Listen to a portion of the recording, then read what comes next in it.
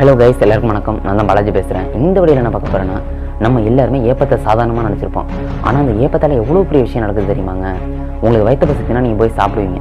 நீங்கள் சாப்பிட்டதுக்கு பிறகு நீங்கள் சாப்பிட்ட பொருள்லேருந்து திடப்பொருளையும் திரவு பொருளையும் ஈர்த்ததுக்கு பிறகு வாயு ஒன்றையும் மிஞ்சிருக்கும். அந்த வாயு தான் நம்மளுக்கு ஏப்பமாக வருது. இது நம்ம பூமியில் இருக்கிறதுனால சாத்தியம்.